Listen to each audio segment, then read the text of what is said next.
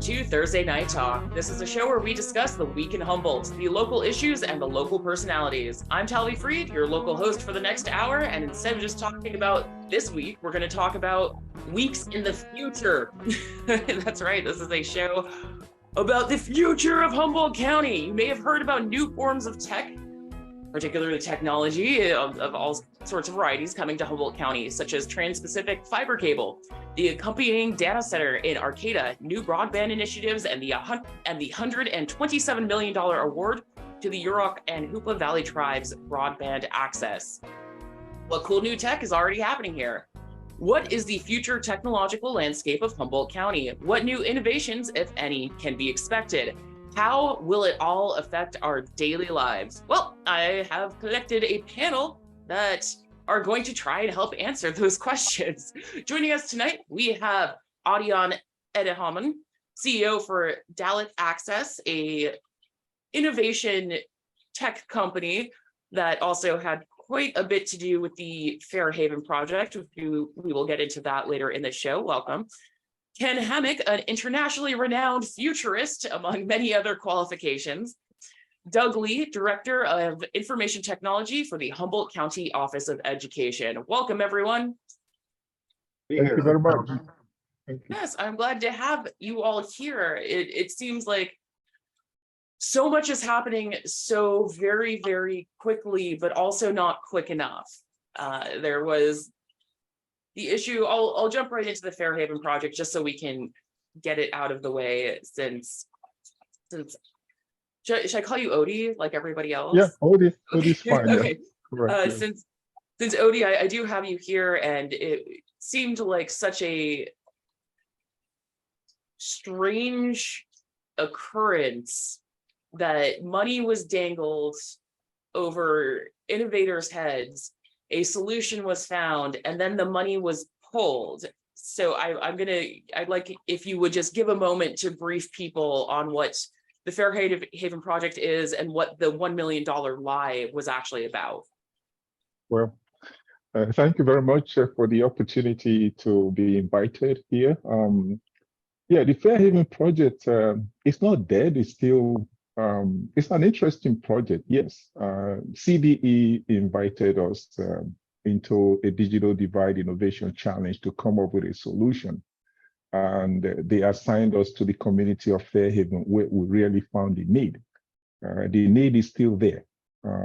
The community was digitally divided, and we deployed a futuristic technology platform that solved and bridged the digital divide, and also would be leveraged to create other opportunities moving forward. Yes, everyone, when you read so many articles that were written about it, I think about a dozen so far that I have counted. They were not looking for a solution in the first place. Their interest was not to bridge the digital divide. If when you have a solution to find a solution to bridge the digital divide, you adopt it.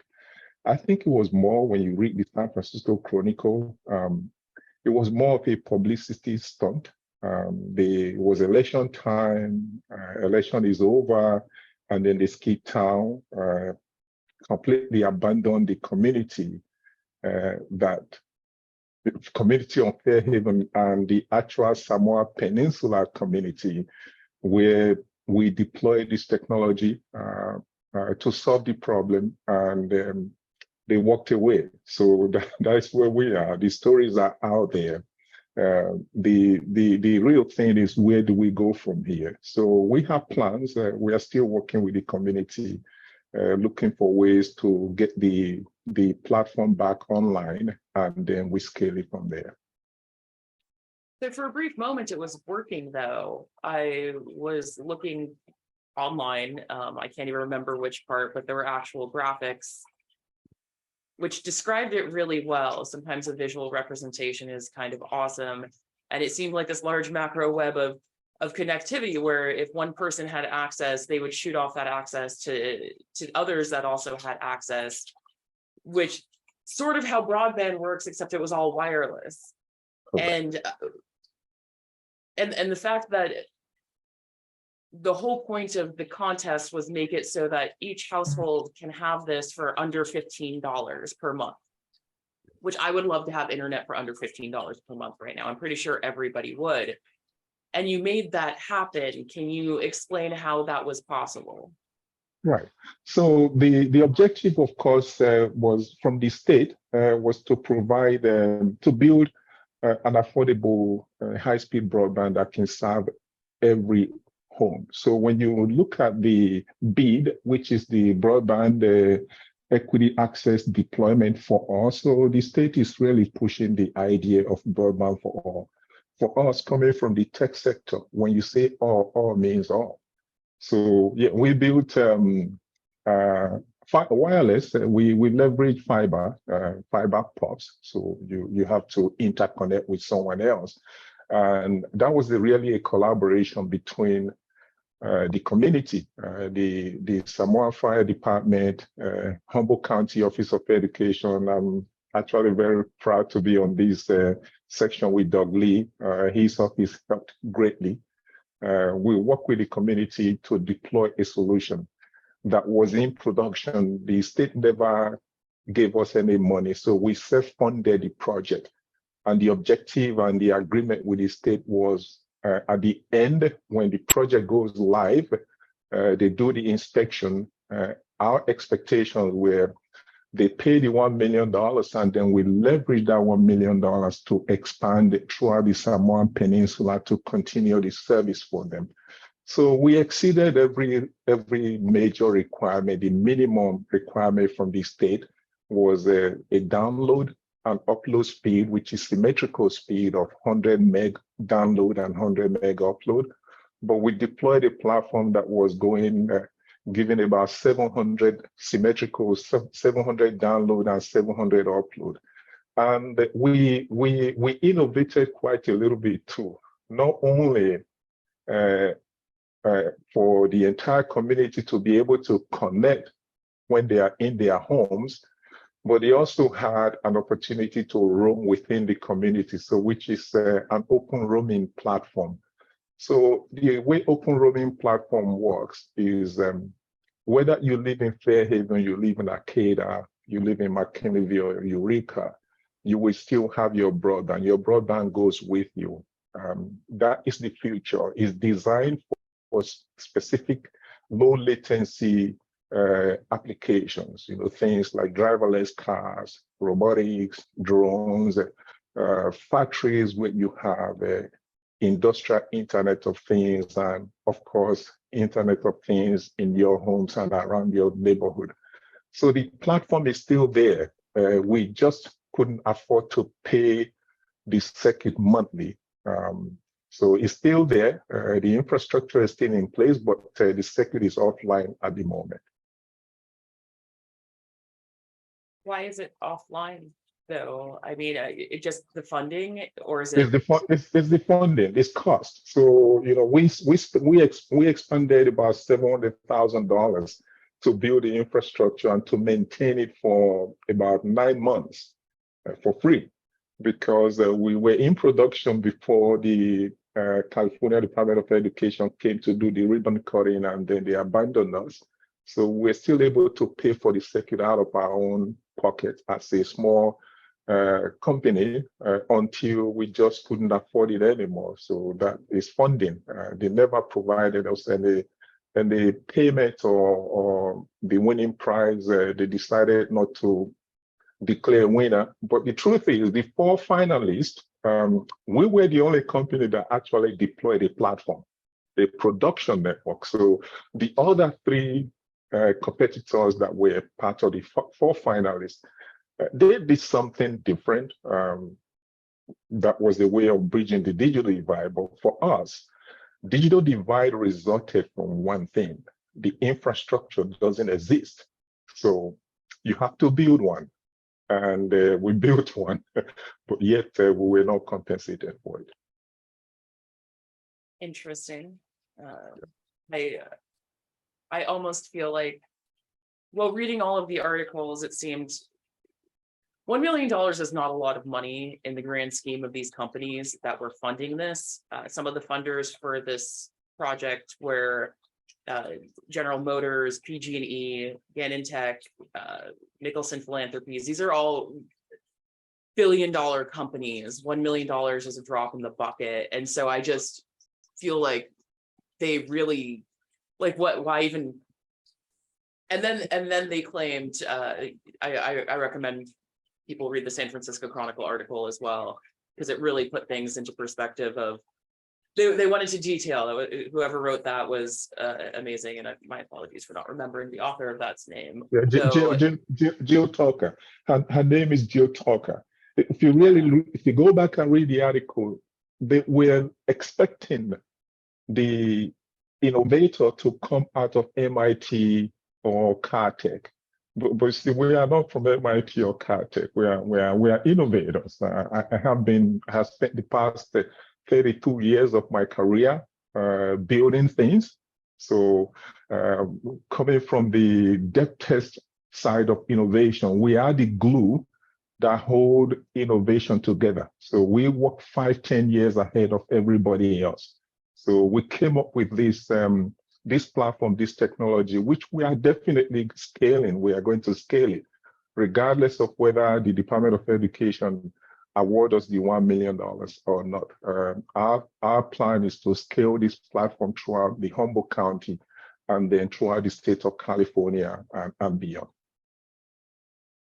So I mean, I kind of wanted to start off with that simply because it represents what the future of Humboldt County dealing with companies is going to be like, because we do now have a fiber optic cable that's coming through, the 127 million that's going to Yurok and Hupa tribes.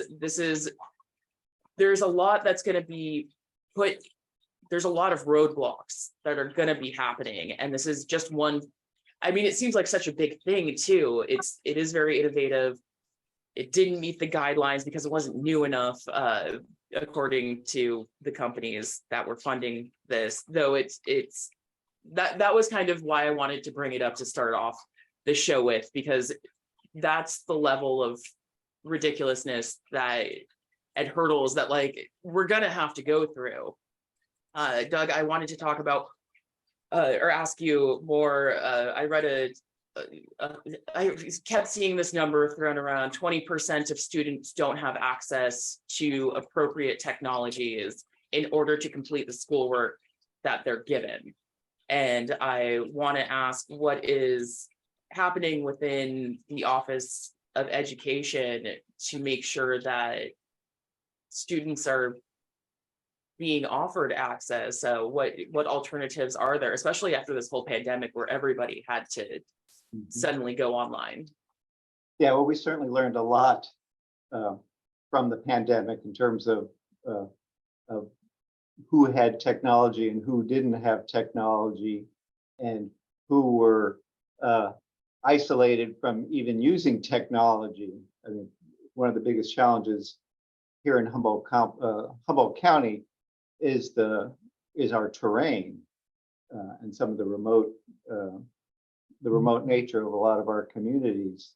And so it wasn't enough to provide a student a Chromebook and a hotspot, because the hotspot wouldn't pick up the signal. You know, there just aren't cell phone towers out there. But the County Office of Education is very involved with various community initiatives to provide rural broadband to these underserved communities. You know, the cooperation with Odie in the Fairhaven project is a great example of the potential there. Our Superintendent Michael Davies Hughes and our Deputy Superintendent Colby Smart are very involved in community initiatives. What's it called? The community. Let me just pull this up. The Regional Economic Development Corporation has an organization that's exploring rural broadband. We've just submitted a grant I can't go into too much, a proposal for a grant, I won't go into too much detail, to provide power redundancy, basically, because it's not enough anymore to just have redundant fiber optic cables if your power goes out. And so we're working on some grants in that regard. But a big area of interest to me is leveraging the existing infrastructure we have right now. And this is something that's very interesting to Odie as well. Humboldt County Office of Education for the past 10 years or so has been working diligently to connect our schools, along with help from the state of California. So virtually all the schools in Humboldt County have high-speed broadband. Started back in 2012 when my predecessor created a telecommunications consortium, brought in 20 schools, and we had fiber installed to those schools, leveraged what's called E-rate funding to make it affordable. That was back in 2012. A few years later, the state of California offered what they called the big grant, the Broadband Infrastructure Improvement Grant, I think it is, where the state of California paid for the build-out costs to bring fiber optic to the schools, and then they even paid for as much as 1 year of the first year of the service. And so in the end, Humboldt County was actually the largest recipient of big grants. We got over 40 schools connected, complements the state of California. But what that means, and so what's exciting about that is schools like Maple Creek, schools like Greenpoint, which are, literally out in the middle of nowhere, have high-speed internet. And so in particular, you take a school like Maple Creek that has a fairly small student population. They have probably the highest bandwidth per student of any school in the state, maybe even in the country, But what's significant here is that there is a fiber optic cable now that runs to Maple Creek. There's a fiber optic cable that runs to Greenpoint, Whitethorn, Casterland, Zinnia, all these remote locations now have high-speed broadband in their schools. And now it's a matter of leveraging that infrastructure to bring it to these underserved communities. And that's where companies like Odie's come in, where we need these partnerships. Another example, like the Fairhaven project, down in Redway, another service provider has worked with AT&T and the Redway School down there to leverage that AT&T fiber optic connection. Because you remember that fiber optic cable is a big fat cable of a bunch of strands of fiber, and the Redway School is only using 2 of those, and so there are another 22 of them that are going basically unused, right? And that's a huge amount of capacity. And so this local internet service provider worked with the school who's providing a facility to house their equipment. And they worked out an agreement with AT&T to have access to that fiber optic cable. The end result is they brought affordable internet, more affordable, more faster internet connectivity to the Redway community. And so that's a huge resource that's underutilized right now. And so it's very exciting to think about that being put into use. It is, and we're going to take a brief moment, and I want to then get into the uses and the future of it, especially because we do have Ken here for a short time, and I'll be right back. You're listening to Thursday Night Talk.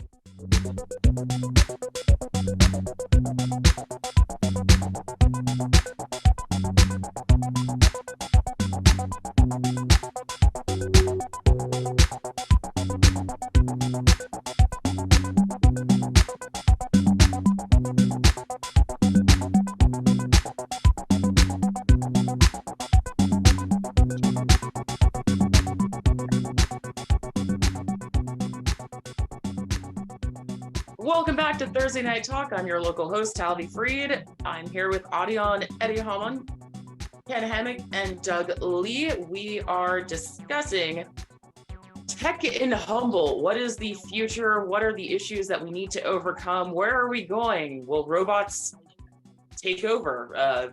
Potentially.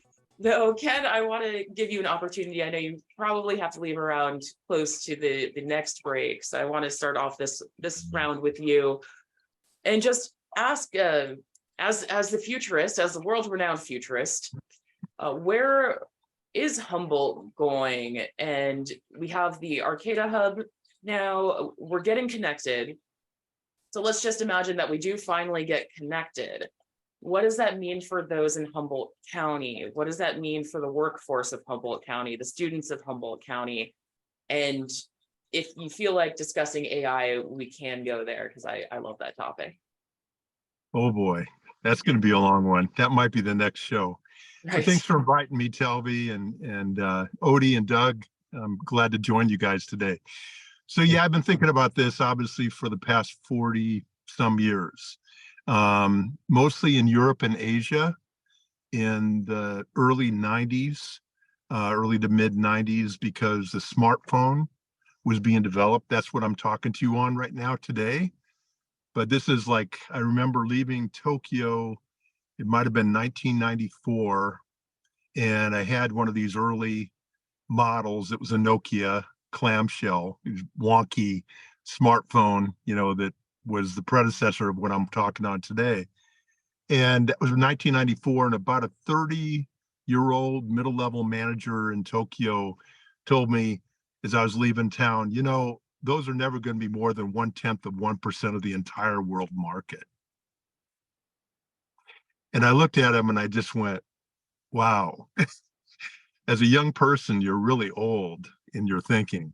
And I think, you know, it happened a lot faster than I thought it was going to. My Futurist group down in the Bay Area, Global Business Network, we imagined what this thing we call the internet now might look like based on its early version, which is mostly defense needs to, you know, send huge amounts of data back and forth. Then all of a sudden we realized, wow, with satellites now and everything, we could really hook this up into data and actually communicate a lot more effectively. So that's a little bit of history, Talvi, to tell us why am I in Humboldt in 2023, and why did I leave Silicon Valley, where I was, you know, helping start in some of these businesses and startups, working with companies like Charles Schwab on financial data and such. Because Humboldt is 33 people per square mile. It's really an amazing, beautiful place, but it's also a land of opportunity.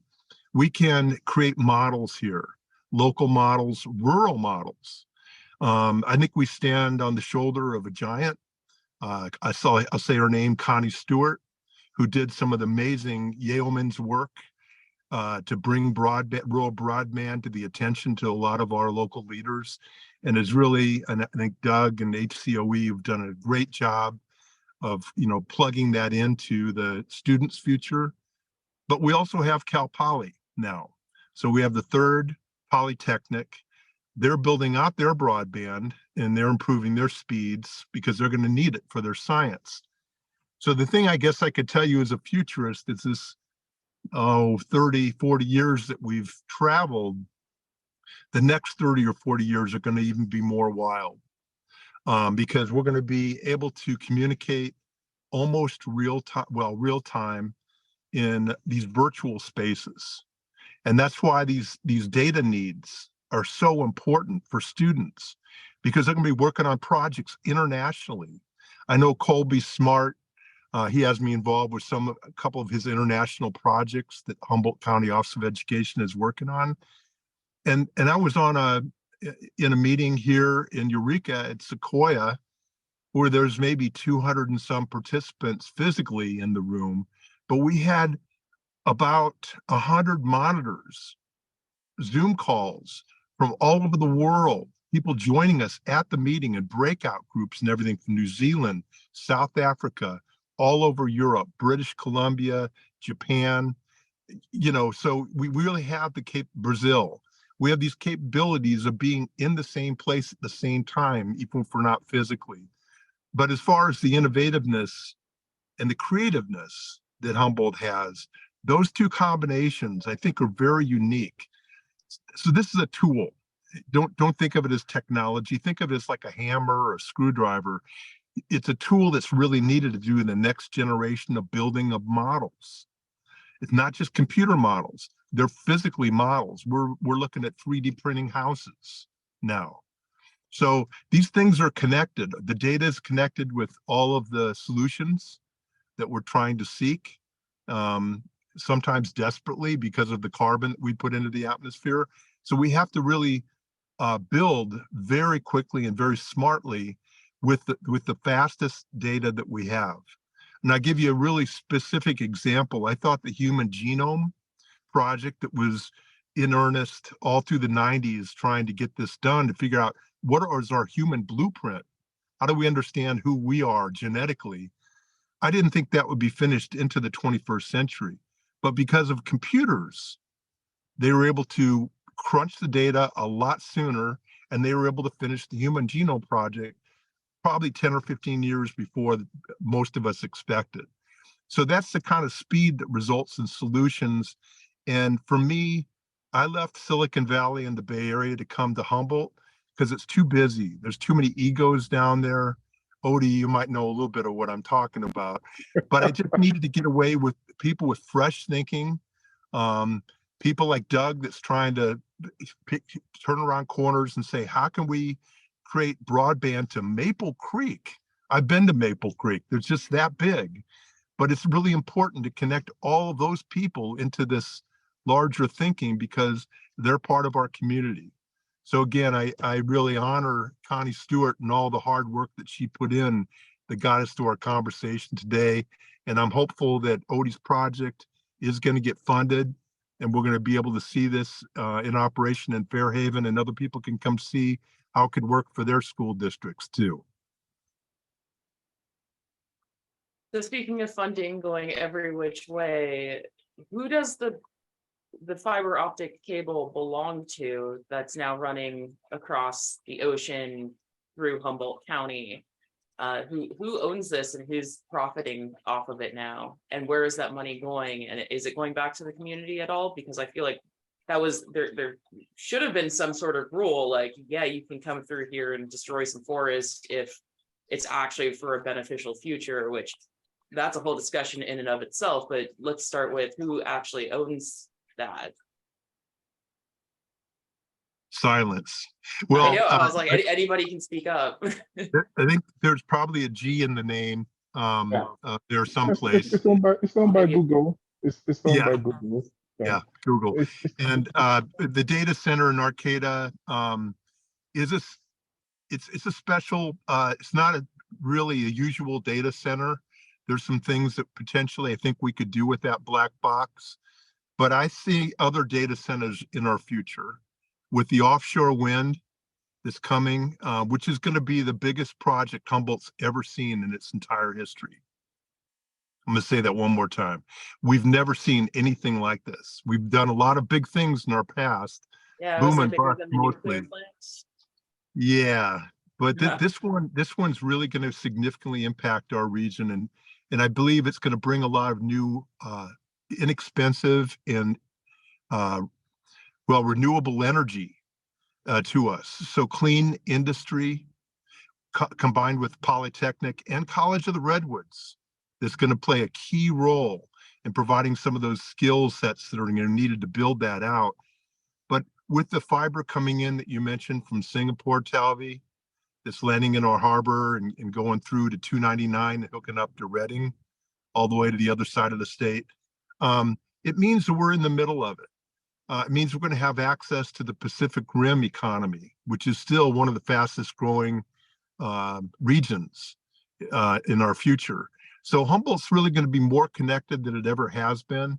And so that's why these broadband issues are so important, to make sure that all of us can participate and get access to these opportunities.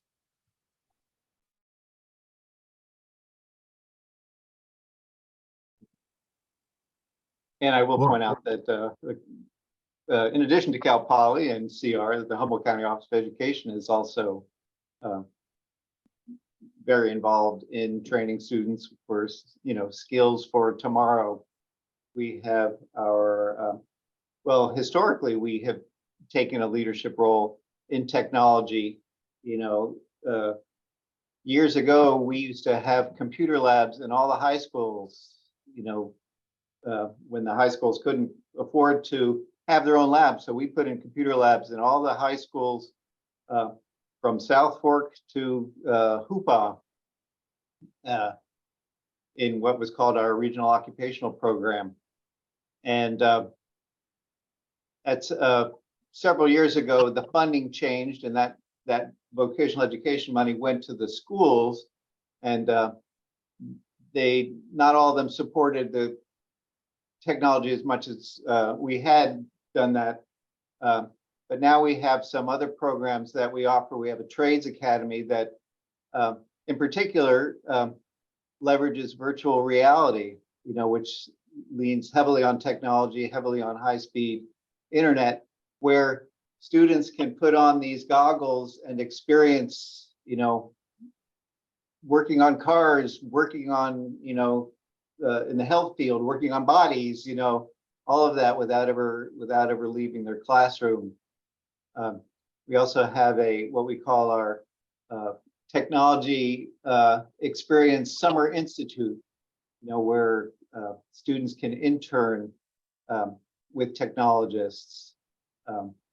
And Odie was one of those companies that involved with our summer institute there.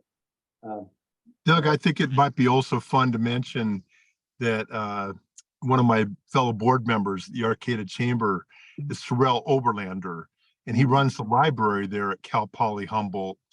And if you've ever been in there lately, go check out two things really relevant to our conversation. One is a virtual table for dissection, humans, animals. So basically, it's a cadaver table, but there's no cadaver there.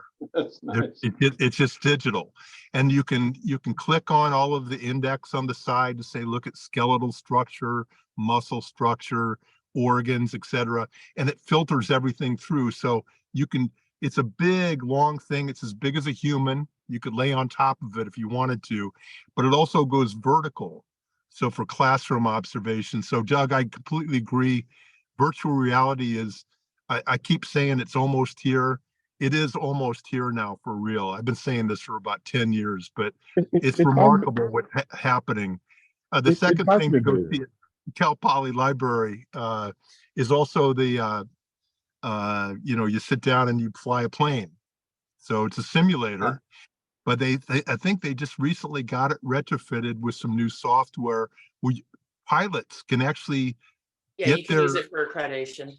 Yeah, get their accreditation on the ground.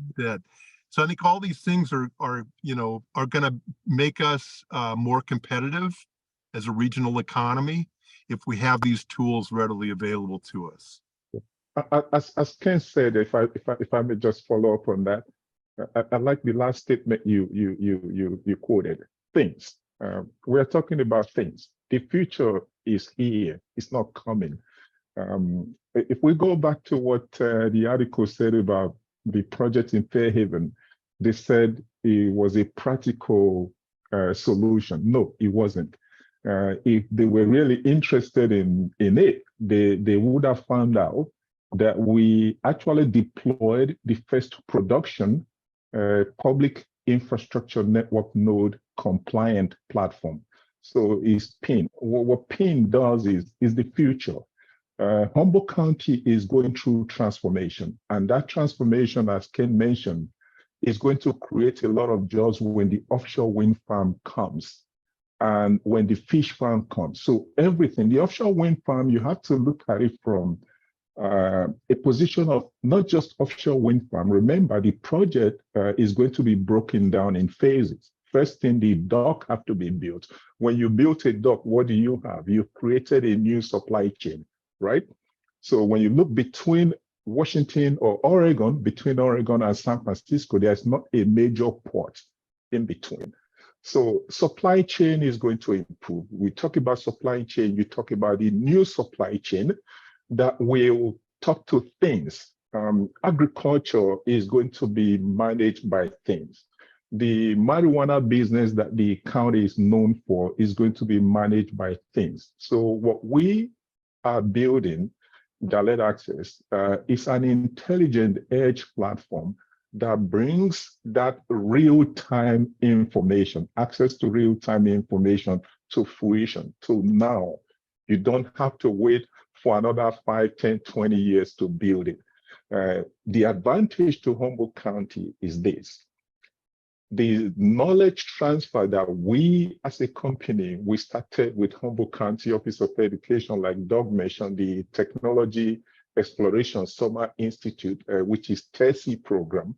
The unique and the important thing about the Fairhaven project, you have to understand the first day, which was July 1st, 2022, that we went into production, when the network went into production, was actually the third day for the students that were part of that TESI program through Humboldt County Office of Education. They were the first to get onto the network.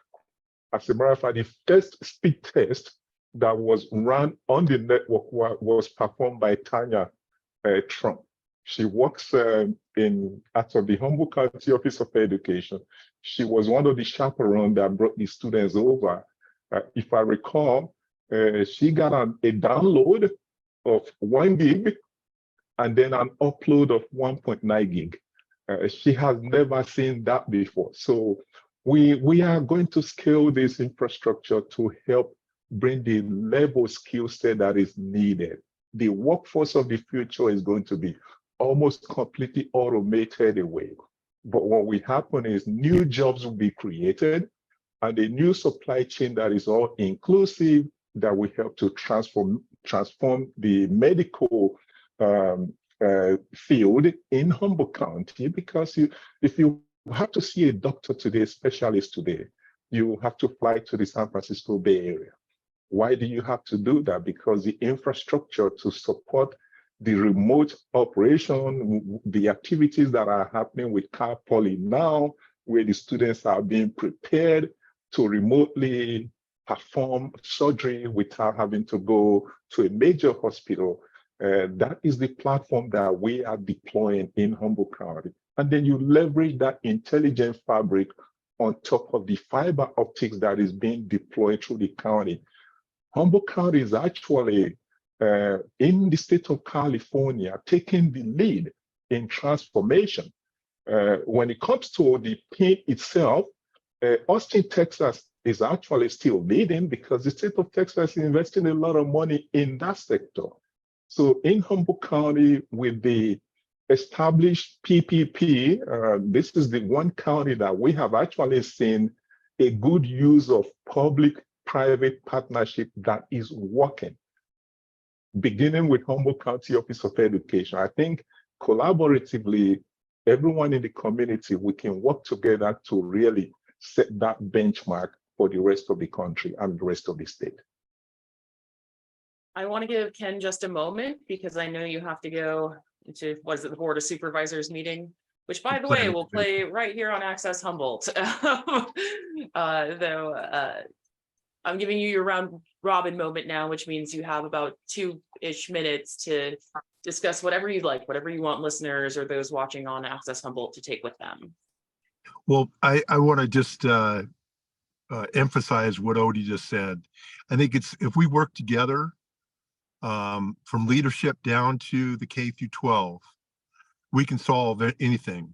The technology is available to us. We just need to figure out how to acquire it, and we can pay for it.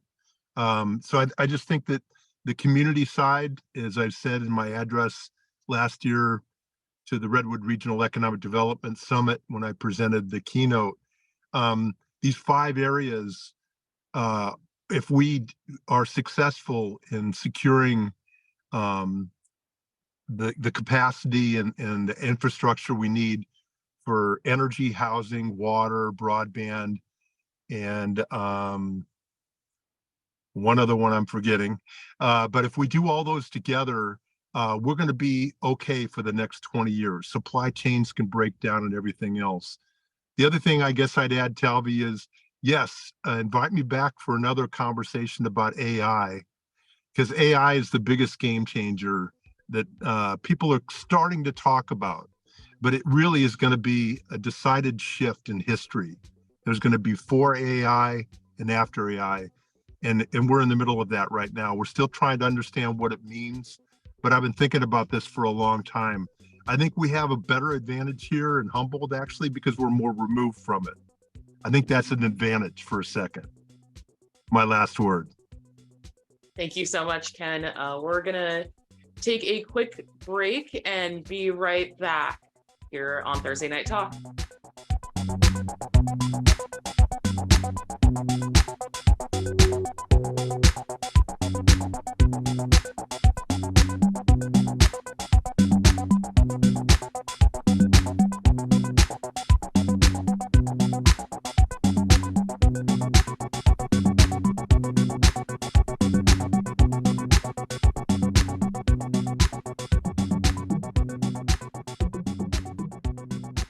Welcome back to Thursday Night Talk. I'm your host, Talvi Fried. You're listening to KZZH. I'm here with Odion Edehomon and Doug Lee, both tech wizards of this place, at least within Humboldt County.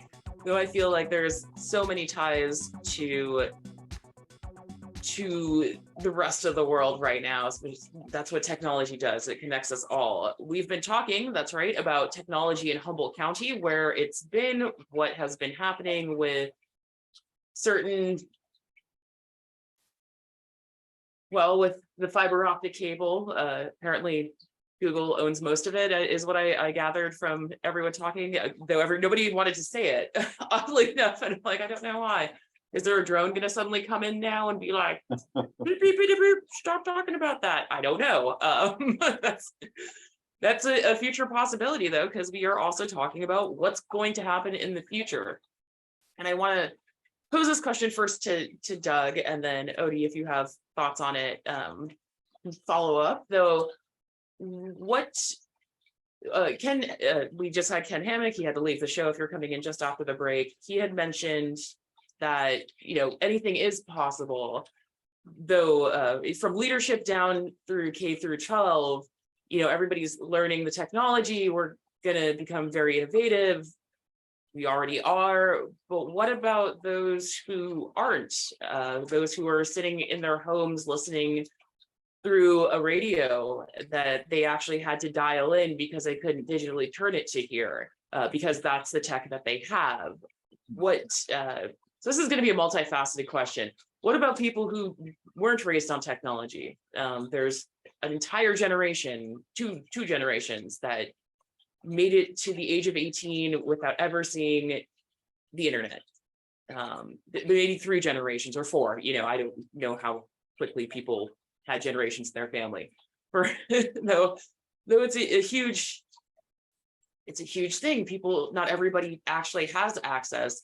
And then what about people who aren't in the education system anymore, who are working in fields but want to make all the money coming in that's going to be coming in from the wind and power plants, from the access to different companies? Like, how do you begin remote work when you don't have the knowledge that these employers are seeking? So I want to ask, since, you know, Doug, you are the Director of Information Tech for the Humboldt County Office of Education. What is there for everybody who, like, what do we need to learn? Do people actually have to learn? Can they carry on with their lives without ever having to have a cell phone? Like, there's still that debate out here. Yeah, there definitely is still that debate. As a matter of fact, I was a little surprised just the other day, having lunch with some friends, and somebody was having a remote consultation with their doctor, and they refused to do it on Zoom. You know, they insisted on doing it on the telephone, and you know, pushing or kicking and screaming, people are going to have to sooner or later, accept the technology, as far as I'm concerned, because landlines, copper landlines, they're going away.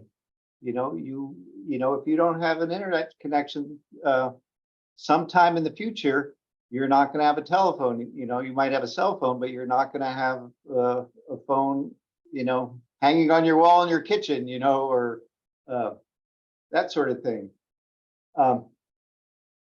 So there's no stopping technology. I mean, the past is certainly proof of that. And I feel confident that through partnerships with Cal Poly and private industry and the County Office of Education, with our offerings like the TESI, we also have a HESI's Health Exploration Summer Institute, that we are recognizing the need to prepare students so that they can stay here and get good jobs in technology, that they won't go off somewhere else to get these jobs. I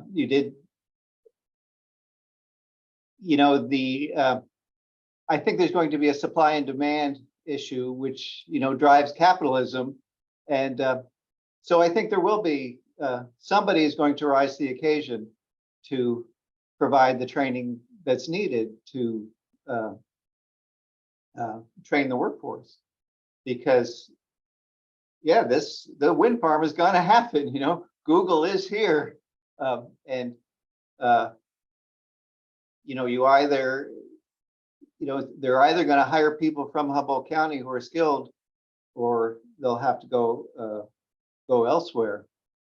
I like to think that with all these heat waves we've been having all over the country, that people are going to take a second look at Humboldt County, because when it's 110 degrees in Redding and 117 degrees in Phoenix and 65 degrees in Eureka, I think people are going to start flocking back to Humboldt County, and they're, I think we will rise to the occasion, to train our population. Yeah, I agree with Doug. The key word is transformation. We learned very quickly when we came to Humboldt County, 2021, through Doug's office, Kobe's office, that the word change doesn't fly in Humboldt County. So we stopped using the word change. No, change is inevitable, but transformation is the way we get there. The workforce development, our first participation in the TESI program, the students were great. We had opportunity to interact with them. Coming from the innovation side, we are all educators. We are all going to help educate. That is where it's going to start.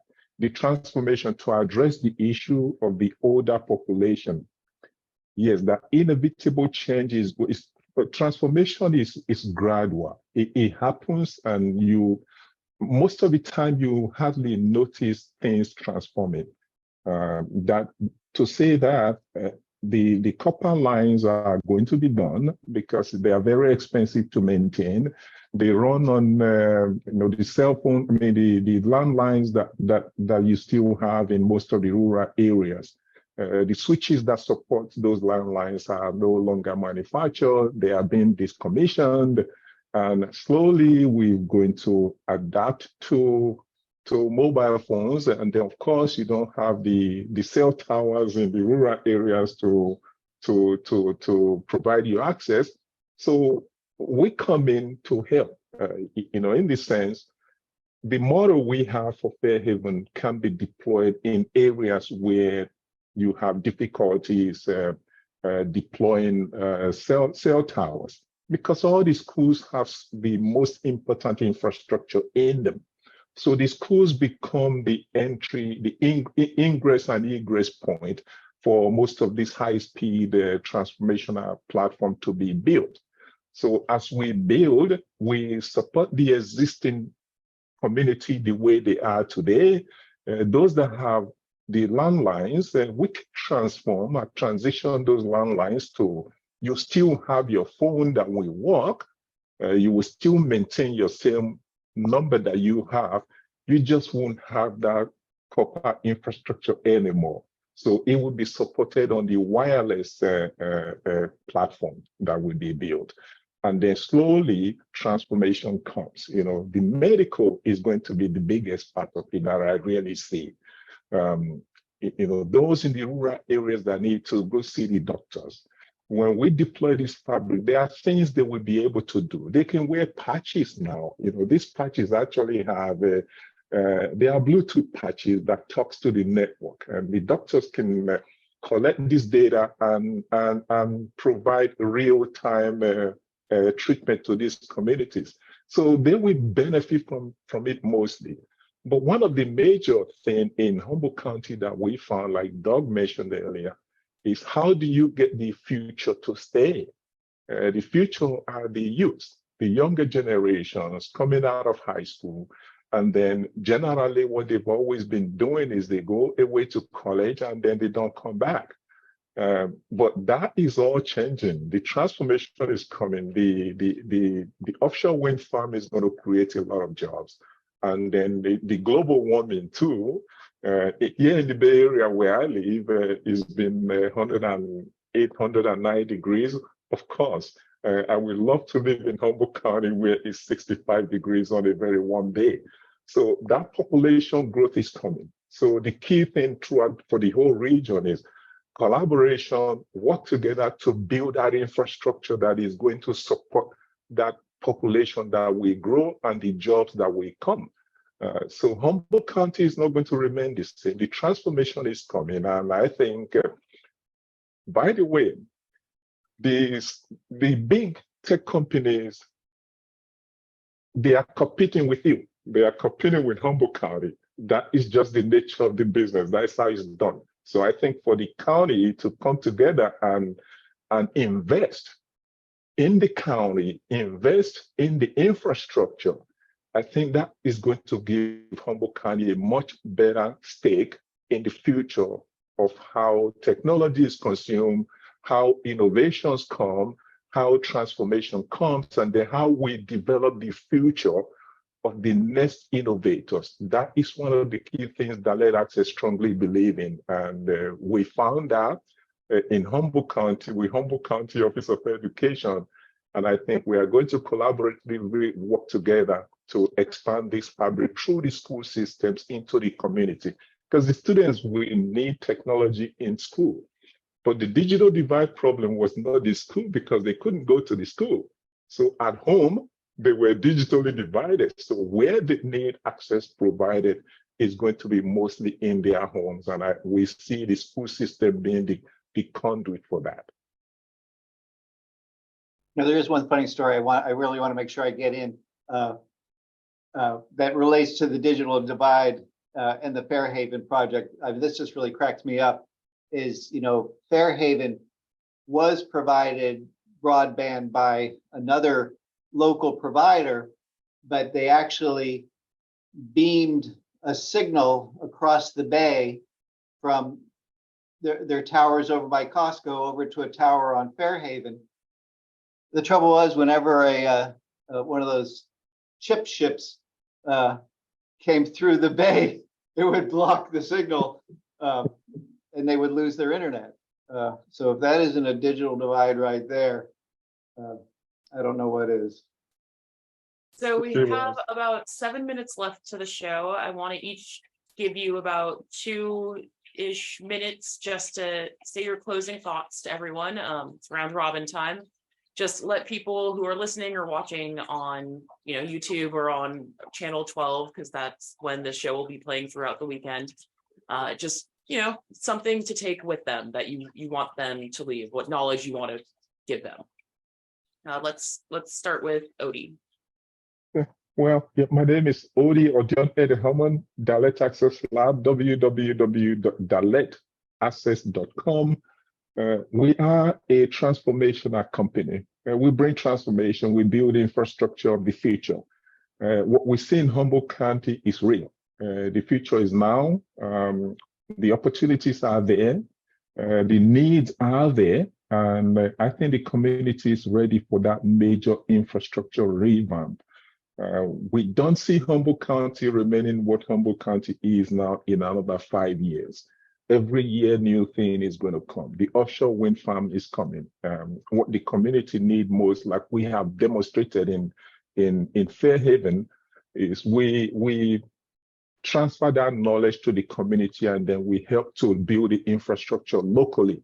So in Fairhaven, what we did was those that work with us to deploy that fabric, they were all local. We never brought any resource in from outside of Humboldt County. It will be done. The institutions, Humboldt County Office of Education, College of the Redwoods, where one of our offices is also going to be when we move down next month to Eureka, and Car Poly. I think collaboratively, we are going to develop the necessary skill set that is required in the region. Knowledge transfer is the key to a digital transformation. And that digital transformation is an inclusive economy. And that new inclusive economy is a shared economy where we are all interdependent in each other. Every home, everyone we are going to have things that will work with people. When things and people work together, you generate that data. Of course, that data, the issue of artificial intelligence that we didn't get to talk much about, it's not new. There are quite a lot of benefit that will come from AI. Medical field is one of them, and personally for me, I have been working with the algorithm or artificial intelligence now since 2009. It's leveraged quite a lot in how we model our platform, the intelligent edge infrastructure that we deploy. Is the infrastructure of the future. They are small form factor nodes, they are smaller, but they can scale quite a lot. And that is going to usher in that fourth industrial revolution economy that everyone yearns for, that is going to be a reality for Humboldt County. Thank you so much for being on the show and for giving your knowledge. Doug, you got about exactly 2 minutes. Well, I would certainly echo Odie's statement that these are very exciting times, I think, to be in Humboldt County. A lot of things are coming together, and I think that the technology is not going to be the limiting factor anymore. Now it's going to be your imagination. I've been in this business for a long time, and I've heard a lot of people, why is the internet so slow? Why is this computer so slow? And you can't blame the technology anymore. All the pieces are in place to be able to accomplish, whatever you can imagine. Not to say there won't be challenges. We've sort of touched on artificial intelligence, and that is best left for another show, because that's going to transform education, and it's also going to obviously transform the dissemination of information. And so that's certainly something that we'll have to keep our eyes on. Yep. And I would encourage you to go to hcue.org and see what we're doing with our involvement with the Community Economic Resilience Corporation and the Broadband for All, California Broadband for All. We're very, very involved. Thank you, Doug. Okay. Again, we had Odion Edehomon, Doug Lee, Ken Hamik joined us earlier in the program. That's all the time we have. Thank you to our panel. I wish we could discuss this for a whole other hour because it is fascinating. If you have topics or suggestions for this show, dear listeners or watchers, please email us at kzzh@accesshumboldt.net. And reminder, the show replays on Friday evening at 8 p.m. right here on KZZH 96.7 FM. You can also watch the show on Access Humboldt's YouTube channel. Just look up Access Humboldt, Thursday Night Talk, as well on Channel 12 throughout the weekend for those who have the old school cable system. Thank you so much for joining us. I'll see you in another week with a whole other topic, whole other panel. Let's see what happens. Cheers. Thank you.